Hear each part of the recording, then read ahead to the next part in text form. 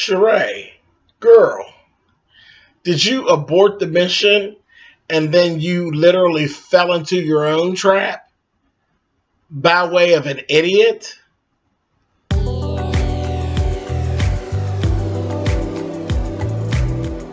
I'm like, come on through, Cookie. I want to pull my soapbox. That's basically it. Let's talk about drag in all its forms.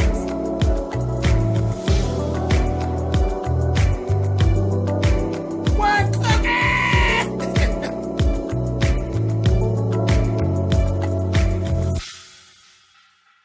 Hey guys, thanks so much for clicking on the video. This is my Real Housewives of Atlanta, episode 16, season 9 review. I was really shocked with Shereé because Shereé has literally fallen into her own trap that she actually sets by way of a fucking idiot. And girl, you got thrown off. You need to get back on your game, bitch. Okay, so let's go right back to the table. They were right back at this table.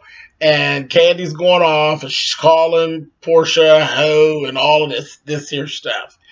And the funny thing to me was that Cynthia got irritated and said, this is some bullshit. It ain't going nowhere. I ain't got time for this shit. I'm out of here. I'm going to bed. Fuck y'all. Y'all not going to drag me and have me up here sleepy for no reason. I'm fucking out of here. She just had heard enough of it. It was ridiculous. And it just seems as though Phaedra was trying to down talk the seriousness of what the accusations that Candy was making against Porsha.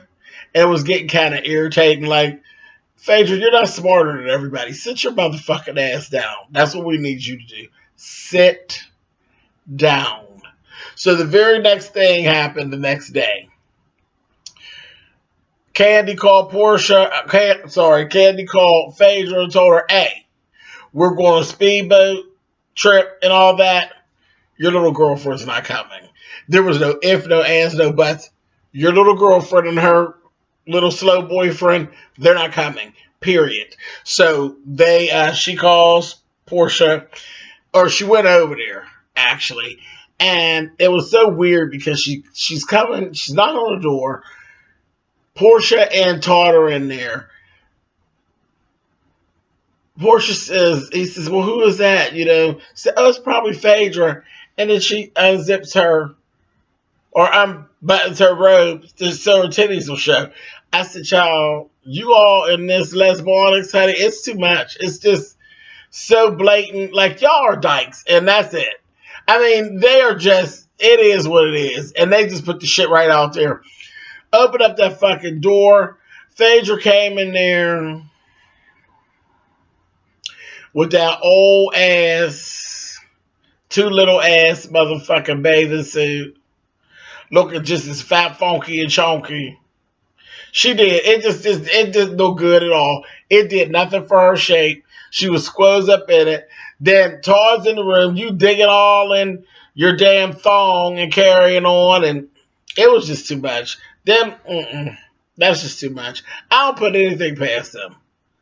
You know, and as far as being called a lesbian, there's not even enough class being distributed to even give them the title of lesbian.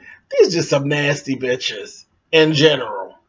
They nasty. These bitches, they ain't even got no thing about what they like and what they don't like. I believe these bitches will fuck a snake as long as somebody agrees to hold a head. That's just the way I'm starting to view them. But anyway, so she ends up, they're staying, her and Todd, they're both just, they deserve each other. They're both just as slow bus bound, honey. They up there getting massages. She don't want, the lady put a lay on her. Oh, I don't want that on her. I pay good money for this cleavage. Let them see it. And then she's laying there twerking. Girl, and you don't think you come across as a slut? I promise you, you do. And he's sitting over there staring at her like, real goofy. Real goofy. Ding dongs. The two of them. Then there was this whole thing where a gust of wind came and blew the damn umbrella over. I laughed at their ass because it scared the shit out of Porsha. And the thing was, at the time, she was sitting there. They were trying to convince each other that they were having such a great time. Child, y'all was both swole that y'all didn't get ready to get to go with everybody else because the rest of them had fun. Dumbasses. Anyway, on the way to the speedboat, Bob ran into a whole big issue. Bob made what I think turned out to be a very bad joke. And through this episode, we kept seeing Shereé versus Bob. He ended up making her cry. He made a joke about the past. And he was saying, I didn't ever hit you, did I? And she's like, looking at him. And he's like, if I did, I don't remember. Did I smack you? Did I choke you? What did I do? And she's looking at him like, yeah, you did. And then he's like, I must didn't choke you hard. Or I didn't choke you hard enough because I don't remember. And I think he was really just making a joke. And it just was a joke in poor taste. Of course, you got Phaedra and Kenya in the backseat. And they didn't think it was funny. You know, they took it and ran with it because they're both two bitches that run with shit. And it really wasn't funny. It was a bad joke. It was really, really in bad taste. And it got right up underneath Shereé's skin because whatever it was, it opened up some old wounds of hers. And it just was a bad situation. Then he was very lapsed with whether or not, or how long he went before he apologized. Then he went and tried to buy her a diamond ring. And she's like, no, you ass. You fucked up. You know, you hit me somewhere where I have not healed. I am not feeling good about the fact that you put your motherfucking hands on me. You know, basically. And then her thing was he keeps laughing about it and making a joke of it. But now that laughing thing, I think that for Bob is actually like a nerve. You know, some people have a nervous laugh. And I'm not making excuses for him. But that's how it came across to me. Like he had a nervous laugh because he couldn't even stop, you know, and it was just pissing Shereé off. And she's like, fuck Bob. So that was that. Now, on the other hand, honey, Bob and Shereé just can't get it together. Honey, listen, let me tell you something. Peter and Cynthia was having a whole lot of a better time, honey. They was just grinning and canning and cooing and getting along with each other. I said, yeah, he's sticking it up in her sideways, baby. And Cynthia is all here for it. And ain't nothing wrong with that. She's like, well, my divorce was the fact. Girl, you can fuck Peter anytime you want. Anytime you want. You ain't got to be married to him because you were already married to him. You can fuck Peter every Friday for the next 10 years, as long as you don't marry nobody else. The day that you marry somebody else will be the last Friday that you fuck Peter. But up until that Friday, baby, I'd be fucking Peter. There'd be rice all over the floor and little Smurfs, honey, rocking around. I would be fucking Peter, okay? Okay? She said it out of her own mouth that sex was never their problem. It was other shit. So keep having sex with them. As long as it don't confuse things, it's cool. Knock yourself out. Nobody got a problem with that. So, later on, they all had gone to eat. And the men ended up leaving the women because they were going to start their shit. You know, Phaedra started back in and started talking about having a restoration service. She wanted to do it while they're there rather than waiting for them to get back home because shit's just not going well. And she's still trying to win everybody over onto the Porsha train. And nobody's really interested.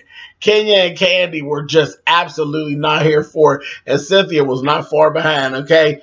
Everybody's had a problem with Porsha. We now know that she's right around telling lies, and ain't nobody here for it, for real. So that was that. Whenever the men were over at the bar without the women, Bob was over there talking about trying to holler at some girls. And Todd and Peter corrected his ass. It was like, that ain't no good look. You came here with Shereé. You about to fuck up for real. I was like, Bob, what's up? You falling off the wagon, dude. Dumbass. So anyway, moving on. Over at Phaedra's apartment later on that night, they pull the girls in. And this is when it gets crazy. This is what I tell you, that Porsha literally inserted a battery into Sheree's back. Because Shereé got there first. First it was just Porsha and Phaedra. And Porsha basically started playing the victim, saying, I was calm and cool. Everybody else was just angry. So she's playing the victim. Then she put this battery in Sheree's back. After Shereé got to talk about, didn't Kenya make fun of your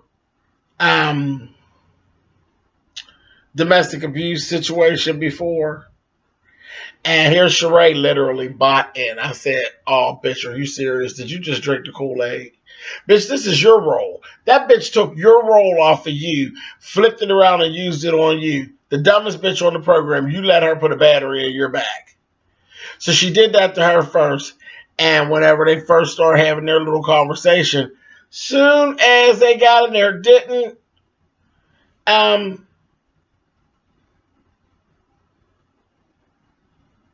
old goddamn Shereé go at Kenya about what was said 900 episodes ago?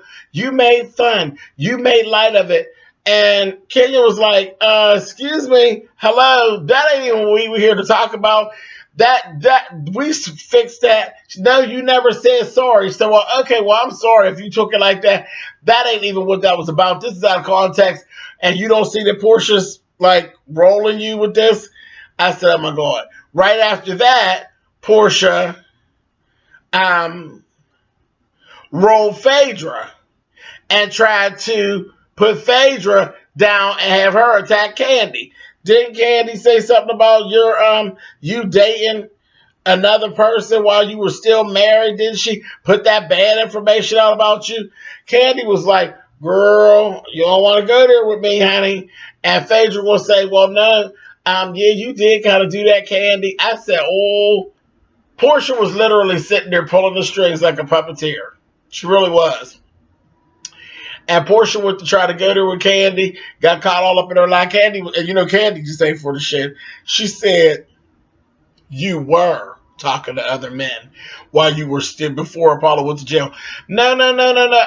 You were talking to other men before Apollo went to jail. Now leave it the fuck alone, bitch. If you want me to leave it alone, you better leave it alone. Honey, and Phaedra was like, well, wait, it was him. I was trying to make it into one person or whatever. Candy was like, listen, like I said, you were talking to other people before he went to jail. Drop it. Drop it, because you're being used, so drop it. And next thing I know, baby, it was getting ready to go on.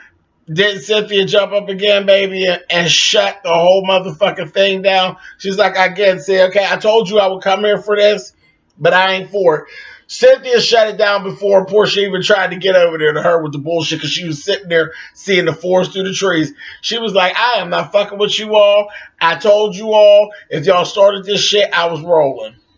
And that's exactly what I'm doing. I'm out of here. I'm going over here and jump on top of Peter's dick, spin around in a 360-degree circle, and go to sleep, bitch. That's what I'm getting ready to do. Fuck y'all and fuck this shit. I'm out.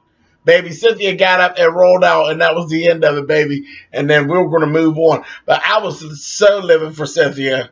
Cynthia, all this whole episode, sees Porsha. She sees her. Like she's standing in the middle of the road with no clothes on. And she's like, bitch, I ain't here for it.